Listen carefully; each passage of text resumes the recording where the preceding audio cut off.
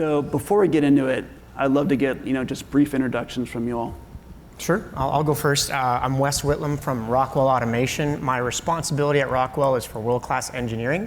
That's really just a different word for center of excellence. And so that's my main focus right now at Rockwell is looking at measures, looking at teams, DevRel, and building around that, and most importantly, definition. So. Yep. Good afternoon, everyone. So this is Suresh Motikuru. I'm from Johnson Controls.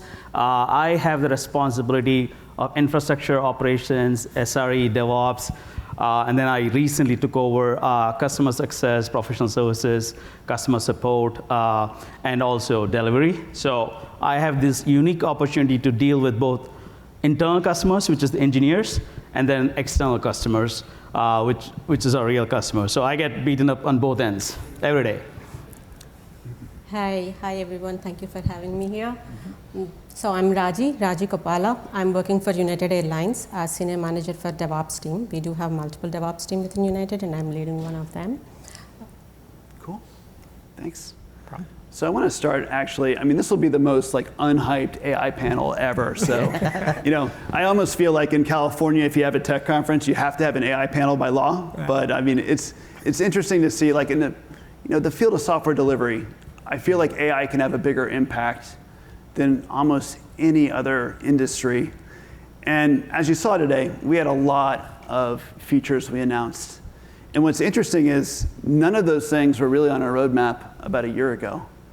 So I was curious to get input from the panel as to how has AI changed your workflow and your roadmaps, either now or maybe in the next 12 months? For us, you almost have an obligation to be able to respond. So for our teams, it's really focused on experimentation right now. And we'll talk later, but through hackathons and from various ventures, teams are coming to us saying, we want to learn a little bit more about this space, and so help us. And so for our teams, we actually have one AI product right now. It's a little bit more on the ML side, and we're trying to educate our teams the differences between ML and AI, and then say, hey, well, where do we want to go with our product? But already in the next year or so, we have three that we can't mention yet.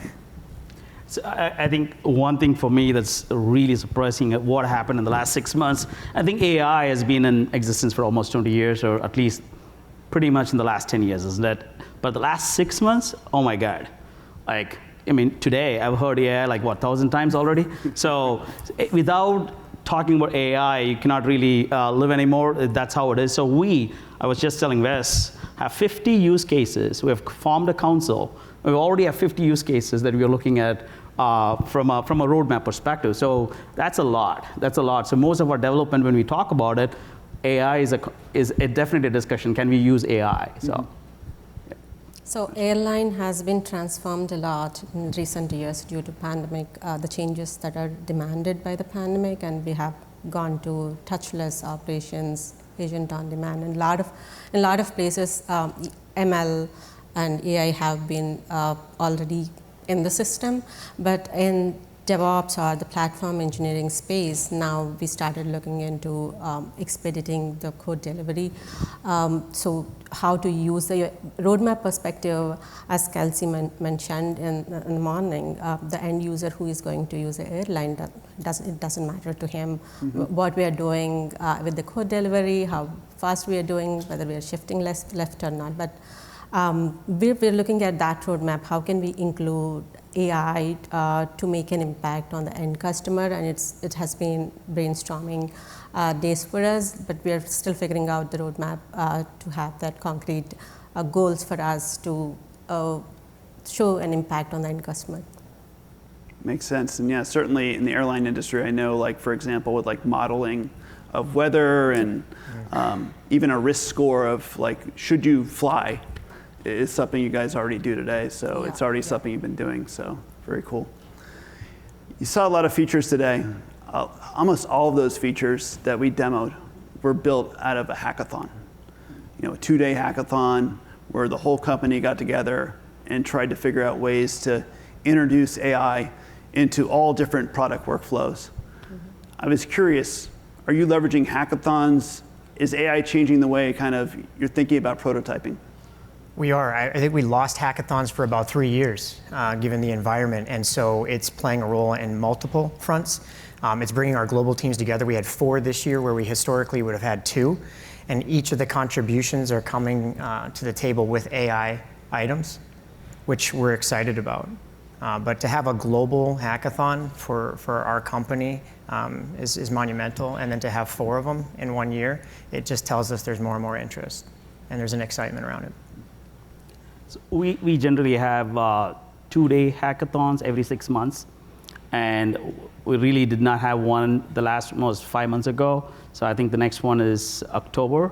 Maybe that's the one where there'll be a lot of use cases for AI, because there's a lot of buzz in the last 4 or 5 months. So yeah. We do have innovation days. We call them innovation days within United.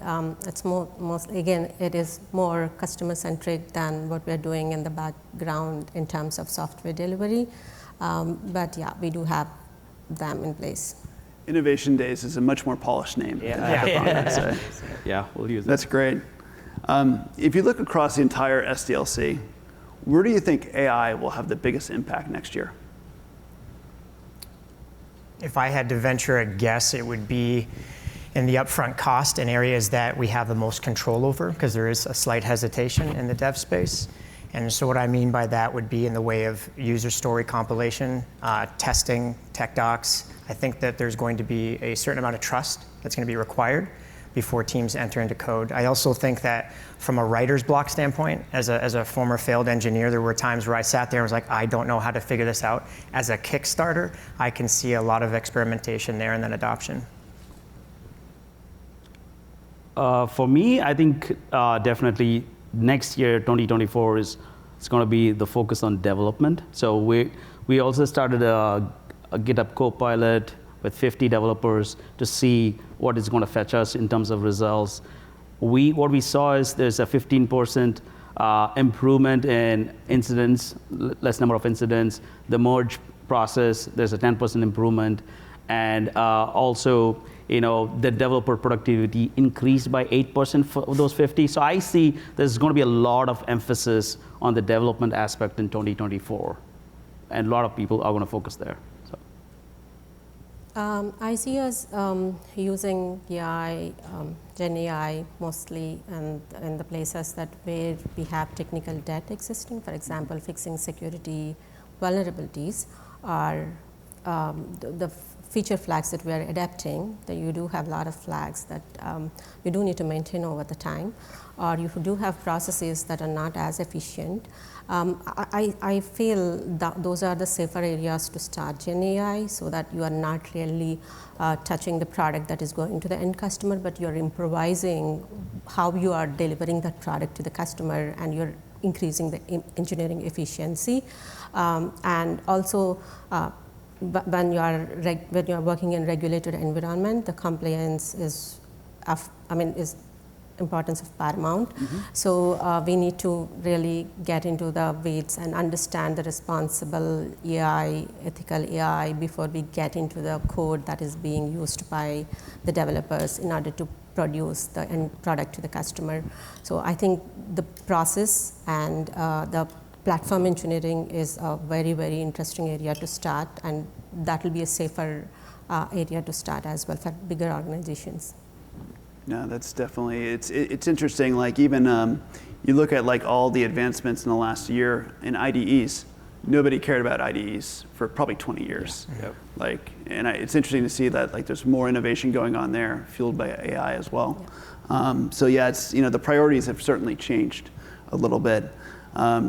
If you think of like, AI, and obviously Harness, early days, as we talked about, had continuous verification, which kind of linked observability and reduced the risk of a change. Where do you see AI impacting governance when it comes to software delivery? I'll go. If you guys have a response first, feel free. When this question was sent to us, and this is unscripted, but we did get a couple questions ahead of time, so thanks, Alex. I actually went to other industries that I think can benefit from AI that probably have more governance than even our space. So I look at areas like insurance and actuarials, and you say, hey, that's a place where I can see rendering a result and decision and it being okay, but with oversight. I can see in finance, underwriting, having a tremendous advantage, a banker brain, if you will. I see that there's a lot of governance in those environments, and so if it's okay for those environments to render a decision and share, then why can't we in manufacturing, take that step as well, and then in the larger space of software as a whole, because that's I think the most risky areas for now. It's a very broad question, governance for AI in general, because there's a lot of discussion. But purely from an SDLC standpoint, I think there's tons of opportunities. One area would be CAB, isn't it? I think it is an opportunity for us to really eliminate CAB. There's been almost lots of discussions to say, hey, we're not going to have CAB. We're going to really build as part of the process. I'm super interested to see how that can solve the problem. And then governance in general, it depends on what kind of AI models you're dealing with, isn't it? Because if Johnson Controls is the entity, I need to be focusing on the entity, trying to protect the data, trying to protect the code. And then if I try to use a generative code, what does that mean? Who owns the IP and whatnot? So there's going to be a lot of elements that's going to really come around governance, and we have to watch closely and all the regulations that's going to go around it. So, yeah, nobody likes cabs. Show of hands, who likes cabs? Nobody. Yeah, there's one. Maybe he's part of that. So for me, I think risk and governance of AI will be an aftermath of Gen AI. Like once organizations start including Gen AI as part of their SDLC, they do need a system that plays a watchdog. Like you are doing the right thing by including this code. You have the transparency in the code that you're generating. Or are we not vulnerable to hacking that's happening outside? So I think that's the whole ecosystem that's going to get developed, followed by Gen AI. That's my viewpoint. But it's again, for larger organizations, using Gen AI has certain advantages, but if you have to have the advantages to be scaled to the whole organization, there's a lot of orchestration to be done because everyone has to think or use the Gen AI in the same way. So the next ecosystem of tools, if I can think, that will be the future. Like how can you use the Gen AI to be an ethical AI user? Or how can you put compliance around the Gen AI usage within an organization? I see the path going towards that. Yeah, certainly there's a lot of time spent both with DevOps and developers and ticketing. So there's a potential opportunity there to automate a lot of that, or at least summarize it in a more human readable fashion. Especially to scale to a larger enterprises, it is going to be a bigger challenge to address. It's obviously if you have 10 developers working using Gen AI, that's one thing, but you have 100 teams scaling and sitting in different geographical locations using the tools, you need to have the controls over them, how they're using it. So this question's a little broad, but I'm curious to get the panel's input here. Is generated code a good thing or a bad thing? It's a very, very good question of it depends. I think on new ventures, it could be pretty disruptive for some organizations to garner trust. But I also represent a large organization that has monolithic code out there that we could benefit from generative AI to help us break that down or at least kickstart or start moving the ball in the right direction, especially for those tedious tasks, those things that you have somebody coming through the door and then you give them 6 months worth of work to break down code that's been there for 20 years, especially in a reimagined workforce. And so I think you lose people. I think you, at that point, will have some attrition because people are coming through the door looking at things that are legacy. I think this is a great opportunity for us to take a step forward and introduce it to what already exists, especially for larger organizations that have been around for greater than 25 years. I think it really helps us take all of the things that are on our roadmap and bump them up from a maintenance perspective. I'll give a simple answer. It's a good thing when it is governed. Simple. Agree. Yeah. So happy I went first. Yeah, so it's really, it's very, broader question, whether it is good or bad. It's like a human is good or bad. If he does the good things, it's good. same thing. So how do we govern AI that defines everything? I just asked ChatGPT and it said it's good. So that's why ChatGPT is always going to say it's good. We got to do it. No, it's interesting. I was thinking about this the other day, actually flying to San Francisco. Think about it, when you're on an airliner, it's probably 95% automated, the pilot's there. But the fact that the human is there makes us feel very comfortable. And obviously there can be circumstances where you need a pilot. But I was thinking, like, if I'm on a plane, and a plane is heavy in software these days, there's so many systems and sensors. Would I fly in a plane that was 100% run on AI-generated code? Not yet. No?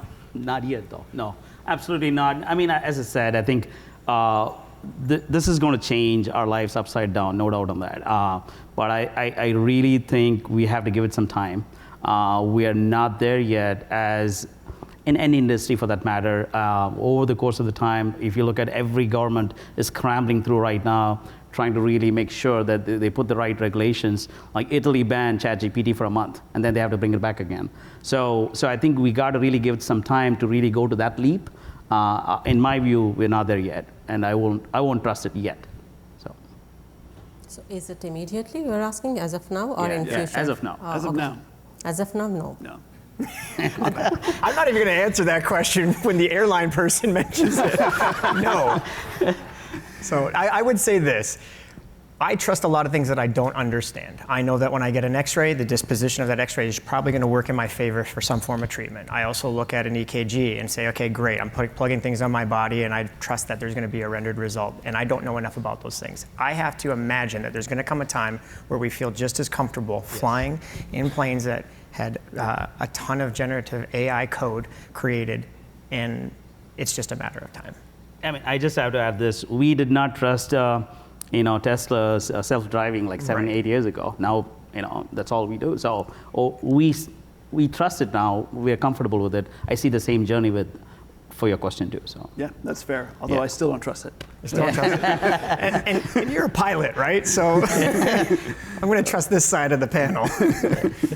No, it's interesting. Like even walking around San Francisco, you see the self-driving cars, and it's like I'm steering a little bit clear on the sidewalk. I'm okay for my food to be driven to me. Yes, 100%. And that's a step in the right direction. 100%.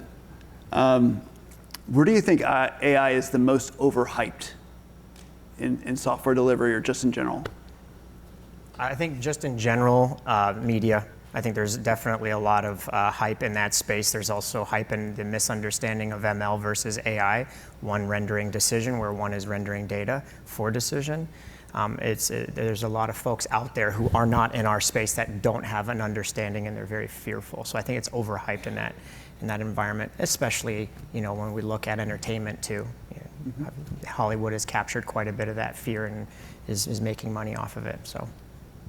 Yeah, from an SDLC standpoint, I think there's a lot of hype around developers and development, whether it's going to take away jobs. I think there's a lot of hype in my view. Okay, if you look at history, anytime you really have this kind of change that we are witnessing, it's always going to bring more jobs, different kind of jobs. It will impact certain jobs, no doubt on that. Even in development, it will impact, but it's also going to give us a lot more productivity. So I think there's a lot of discussion around that, which really makes me a little uncomfortable because there's not a lot of research done yet, isn't it? I think, but people are throwing out terms, which is making a lot of people uncomfortable. So that's what I would say. I should try answering question before you. Okay, next time you go first. No, I'm just joking. So I completely agree with that. There's a lot of hype in negative direction than the positive direction what Gen AI or AI in general can achieve or add value to the software development life cycle. But the hype around the taking jobs away or what the non-realistic things that we can achieve through movies or but like there's very less data that is being shown. Actually, the value adds that you get from including AI into in general your SDLC, there's very, very minimal talk that is going on outside, but all the talk is around the non-realistic possibilities or the negative side, which is really not true. Yeah, to me, it's a way of introducing a lot of people to software development. Or if you think historically, like even go back to like web pages, there was this battle of like, is someone that writes a web page a developer? When Java was introduced, you'd have people that wrote C++ or C and would just be like, well, they're not managing memory. Are they really developers? JavaScript later on. So I see this as kind of a common theme throughout technology, right? Where you have a new technology and then it leads to questioning who is a developer. A really good point, because as a developer, it's your responsibility to be a lifelong learner. And so as things change, you change with it. If there's a definition of done, it really shouldn't be on you as a learner and a contributor to this space. So I see great potential in the future for plenty of software engineering positions that we are not even aware of today. The percentage that's out there, I was doing some research because this is not scripted, and 25% growth in software in the next 10 years, 8% in all other industries combined is a staggering stat. I love that stat. And it's unknown, and for us to define, and we're responsible for that as a group, and we've been here before. So I have confidence that we'll be okay. In general, the mobility, how humans move from one place, for example, the work from home has taken over, and the mobility aspect, reduced. So the availability of the human resources to do a lot of jobs has been, I think that has been an active force behind getting all this hype and taking away the jobs. But like in general, it's a natural evolution how we are moving forward as society or generation. It is. I think it is happening as a natural, but like there is a strategic shift because there have been pioneers that have brought all these things together as certain tools, but this has been happening since years. You bring up a really good point that made me think about just STEM in general. If the AI in our space opens people up to code, and they were previously hesitant because they didn't feel like they knew enough, that's great for our industry. You're gonna have a lot of creative people and technical folks coming together to build new things. And that's great for the younger folks out there, because I'm old, I don't know about you, but I'm getting up there. And it's really hard to get them excited about what we do. It's increasingly getting more and more difficult for anybody who spends time with the schools. And so I think this is a great opportunity there too. For sure. So my final question is related to actually a couple themes here, but then also Jody a couple weeks ago had a poll on LinkedIn about, is AI a threat to a developer's job? And I'm curious to get the panel's feedback here. I think I've already sensed it, but you can start there. Raj, you go. Is AI a job killer or? Not really. Probably it would transform the nature of the job. So when I was growing up, like travel agents that particular job has been so lucrative, We used to call that person to book the train tickets even. Now we're not doing that anymore, and we do have tools to do. But there are a lot of travel companies existing still, and they're doing much more efficient jobs. Like they're planning your itinerary, they're planning a lot of much more efficient things than just booking your tickets. So I think this will take the same evolution. They're not going to take the developer's job, but they're going to make the developers more efficient. They're going to enable more developers to be developers than, for example, if someone is just spending their job in triaging Jira tickets, probably that job is going to be taken over by a Gen AI. But if someone is really working on developing the code, and I think it will enable more people to be developers. I think I already gave my answer earlier, isn't it? But I think one thing I was reading this morning from McKinsey, they were estimating by 2028, this industry, what it's right now, 4.6 billion or something, in terms of revenues, it's going to hit like close to 50 billion. So I think there will be some impact, there's no doubt, but there's also enormous amount of job creations that's going to really come around AI, and you can see in Silicon Valley, if you look at the job postings right now, like literally there's a lot of opportunity for everybody out there. So I think you don't need to be, a computer science major anymore to really to become a to write code. You can be anyone, and you can still really contribute. So I think opportunities are going to be enormous in this space. You did a great job, both of you, explaining. I completely agree. I wouldn't add anything. Yeah, no, it's interesting. I feel like in technology, you need to be a lifelong learner. And every job I've had after 10 years or 15 years, that job no longer exists. I started racking and stacking servers. Still exists probably at Amazon, but like for the most part, it's not something everyone does these days. So, no, I appreciate everyone's insights today. A lot of common themes around governance, and the fact that AI at the end of the day is going to make and bring a lot more developers into this space. So, appreciate the time. Thank you. Thanks for having us. Thank you. Thank you. Thanks, Alex. Yep.